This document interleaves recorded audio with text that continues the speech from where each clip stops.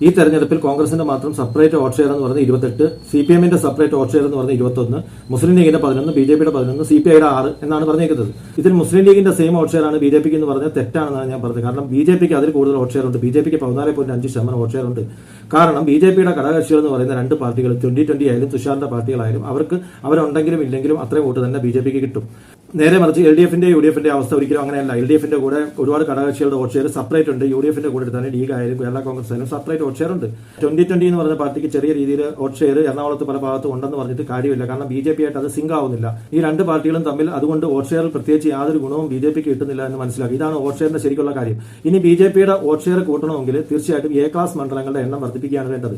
അതിന്റെ എക്സാമ്പിൾ എന്ന് പറഞ്ഞാൽ A ക്ലാസ് മണ്ഡലങ്ങൾ അല്ലാത്ത ഒരു മണ്ഡലത്തിൽ ഒരു സാധാരണ BJP-കാരൻ, അതായത് കടുത്ത BJP-കാരല്ല, ഒരു സാധാരണ അനുഭാവിയായിട്ടുള്ള BJP-കാരൻ ഒരിക്കലും അവിടെ BJP-ക്ക് വോട്ട് ചെയ്യത്തില്ല. കാരണം എന്റെ മണ്ഡലത്തിൽ എന്തായാലും BJP ജയിക്കാൻ പോകുന്നില്ല. എന്റെ മണ്ഡലത്തിൽ ജയിക്കാൻ പോകുന്ന LDF-ഓ അല്ലെ UDF-ഓ അത് അയാൾക്ക് ഇഷ്ടമുള്ള സ്ഥലത്ത് വോട്ട് ചെയ്യും. നേരെ മറിച്ച് ഈ പറഞ്ഞ A ക്ലാസ് മണ്ഡലങ്ങളുടെ എണ്ണം കൂട്ടി ഒരു 60 ആക്കി 65 ആക്കി അങ്ങനെ 70 ആക്കി 80 ആക്കി മുന്നോട്ട് വരുമ്പോഴത്തേന് അതാത് മണ്ഡലങ്ങളിലെ BJP-യിലെ ചെറിയ അനുഭാവികളെല്ലാം എന്നാൽ BJP ഇവിടെ ജയിക്കുകയാണ്, A ക്ലാസ് മണ്ഡലമാണെന്ന് പറഞ്ഞുകൊണ്ട് തീർച്ചയായിട്ടും BJP-ക്ക് വോട്ട് ചെയ്യുകയും ചെയ്യും. അവിടെ എല്ലാം BJP-യുടെ വോട്ട് ഷെയർ വല്ലാത്ത രീതിയിൽ വർദ്ധിക്കുകയും ചെയ്യും. പിന്നെ ഒരുപാട് സംഖ്യകളും സംഘിണികളും പ്രത്യേകിച്ച് ലസിക പാലക്കൽ അതുപോലുള്ള ആൾക്കാരുടെയൊക്കെ ഒരുപാട് പോസ്റ്റുകൾ കണ്ടിട്ടുണ്ട്. ഈ ക്രിസ്ത്യാനികളുടെ അരമനയിൽ ഇനി പോയി നിരങ്ങേണ്ട ആവശ്യമില്ല, ക്രിസ്ത്യാനികളുടെ വോട്ടിന്റെ കാര്യമില്ല, മണ്ടത്തരമാണ്, 50% മാത്രമാണ് ഇവിടെ ഹിന്ദുക്കളുള്ളത്, 50% മുസ്ലിങ്ങളും ക്രിസ്ത്യാനികളുമാണെന്ന് കൃത്യമായിട്ട് നിങ്ങൾ മനസ്സിലാക്കുക.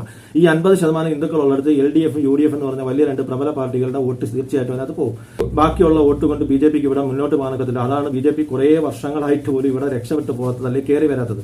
ആ സ്ഥാനത്താണ് ക്രിസ്ത്യാനികളുടെ ഇടയിൽ നിന്നുള്ള വോട്ടുകളും അല്ലെങ്കിൽ മുസ്ലിങ്ങളുടെ ഇടയിലായാലും പോലും ചെറിയ ശതമാനമായാലും ഇപ്പൊ അതായത് ഞാൻ മനസ്സിലാക്കുന്നത് ഒരു 12% സംഖ്യ അനുഭവമുള്ള ക്രിസ്ത്യാനികളുണ്ട്. അതായത് ക്രിസ്ത്യാനികൾ 100%-ൽ 12% സംഖ്യ അനുഭാവികളും മുസ്ലിങ്ങളിൽ ഒരു 2% സംഖ്യ അനുഭാവികളും ഉണ്ട്. തീർച്ചയായിട്ടും ഇവരുടെയൊക്കെ വോട്ടും കൂടി ഉണ്ടെങ്കിൽ BJP-ക്ക് ഒരു ഭരിക്കാൻ അല്ലെങ്കിൽ പോലും ഒരു നല്ല രീതിയിൽ ഒരു 10, 30, 20 സീറ്റൊക്കെ കിട്ടണമെങ്കിൽ ഭാവിയിൽ കിട്ടണമെങ്കിൽ ഇതേ മാർഗമുള്ളൂ. മറ്റ് സംസ്ഥാനങ്ങളിൽ അങ്ങനല്ല.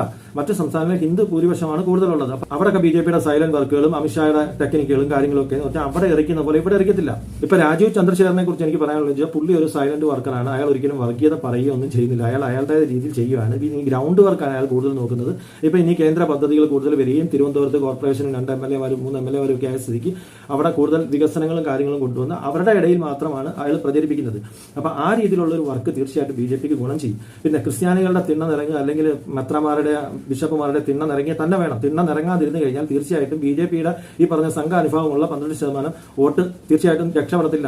തീർച്ചയായിട്ടും പാലാ എന്ന് പറഞ്ഞ മണ്ഡലം, തിരുവല്ല എന്ന് പറഞ്ഞ മണ്ഡലം, തിരുവല്ലയിൽ അനൂപ് ആന്റണി 2ാം സ്ഥാനത്ത് വന്നു. പാലയിൽ ഈ പറഞ്ഞ ഷോൺ ജോർജ് തീർച്ചയായിട്ടും 10,000-ൽ നിന്ന് 35,000 വോട്ട് വർദ്ധിപ്പിച്ചു. അതുപോലെ ഒരുപാട് ക്രിസ്ത്യൻ ഏരിയകളിൽ BJP-ക്ക് ചെറിയ രീതിയിലുള്ള വളർച്ച ഉണ്ടാവണമെങ്കിൽ തിണ്ണ നിറങ്ങിയ തന്നെ വേണം.